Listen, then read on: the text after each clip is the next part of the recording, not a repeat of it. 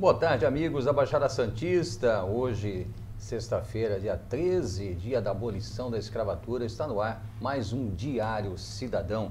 Hoje, um Diário Cidadão especial, pois contamos com a presença do deputado federal Luiz Felipe de Orleans Bragança, também aqui o meu amigo Davidson Abreu, que vai conversar conosco aqui, juntamente com o sempre parceiro do Diário Cidadão aqui, o Sérgio França. Antes de mais nada, quero cumprimentar aqui, um amigo também hoje, o deputado Luiz Felipe de Orleans Bragança, o príncipe.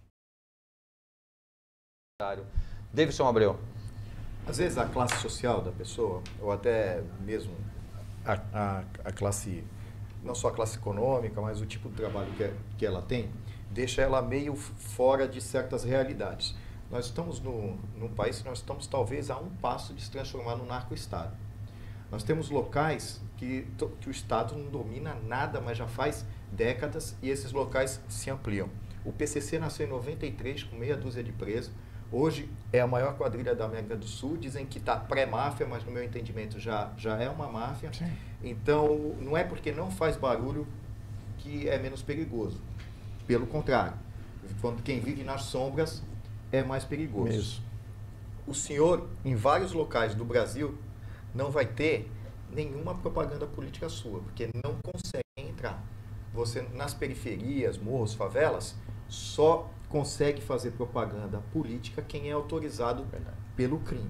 E a mesma coisa em dia de eleição, nos colégios eleitorais. Não seria muita ingenuidade a gente acreditar que onde a gente vê pessoas empunhando fuzil, vai ter liberdade de voto nesses locais. Exato. Tem a inserção do crime organizado em todo lugar. Política, polícia, até no judiciário. Por questão até de incentivos do próprio crime a estarem lá. O que o Congresso está fazendo? Ou será que eles têm essa visão, têm essa noção desse perigo da segurança nacional, que é o crime organizado no Brasil? Mas deixou que nós saia justa. Eu até não sei se eu gosto ou não gosto de representar o Congresso Nacional nesse tempo, porque eu adoraria. Esses momentos que eu tenho invejinha de ativista, para poder cobrar, assim, porque de fato eu como ativista fico indignado. Quando eu entrei na comissão até de medidas antiterroristas, e estava avaliando lá uma emenda que a gente estava aí, havia uma narrativa explícita em defesa do narcotráfico, não tão aberta assim quanto eu defendo o narcotráfico. Não falava assim, mas estava nítido que eles não queriam legislação que daria mais poder de comando às polícias, às forças de segurança, ao exército, para poder monitorar esses grupos, para poder debelar esses grupos, para poder agir contra esses grupos. Então, e aí vinha todas aquelas ONGs, aí sim eles são pela liberdade e pela livre circulação, aí sim eles se colocam com uma aí vertente. Vem a libertinagem. Exato.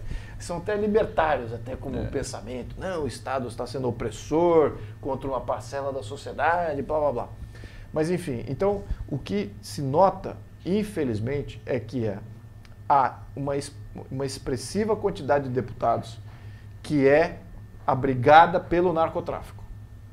E são pessoas e partidos que você até julga como juridicamente qualificados, não são idiotas, sabem muito bem os limites da lei, as implicações da lei e defendem os seus interesses, que são interesses de narcotraficantes. Tá nítido isso. Tá? Então, agora, se o sistema eleitoral ainda for transparente bastante para permitir que pessoas do bem sejam a maioria, esse tipo de apoio político tende a se diluir, ou tende a ficar mais concentrado e pequeno. Então, essa aposta que nós temos.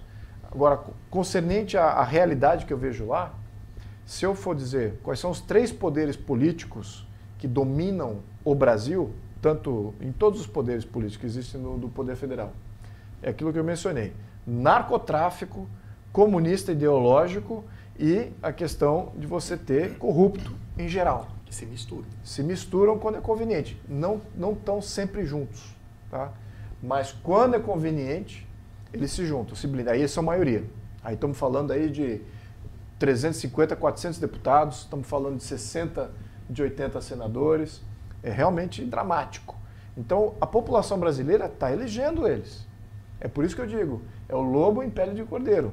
Eu acho que é muito mais difícil para a população ter o discernimento de quem é que são os deputados ali que representam essas três forças negativas de uma maneira clara, porque o comunista é fácil, né? O vermelho, a simbologia, toda a narrativa, o ideário, tudo é bem claro, então é fácil de você identificar. Agora, aí como é que você identifica aquele que é do narcotráfico, que apoia o narcotráfico, ou aquele que é corrupto? Esses são os mais difíceis de você identificar como deputados. Então, mas de qualquer maneira, esse ônus é o ônus que o brasileiro vai ter que conviver, e ele vai ter que debelar esse ônus para poder fazer um bom pleito aí em termos de seleção. Paulo, eu posso só à vontade, por favor. Aqui, né, por favor. Pergunta, a resposta foi bem condizente, até para entender se lá, apesar de, mesmo com essa dificuldade de combater, né, a questão, se lá há essa noção desse perigo que nós absolutamente, absolutamente, e é muito pior do que você imagina. É do ponto de você ter cifras. Por exemplo, narcotráfico hoje, estima-se, ao menos na conversa de bastidor, você não consegue, não tem nenhum instituto medindo isso, óbvio, mas na conversa de bastidor, estima-se que R$1 trilhão é o tamanho da economia que o narcotráfico comanda.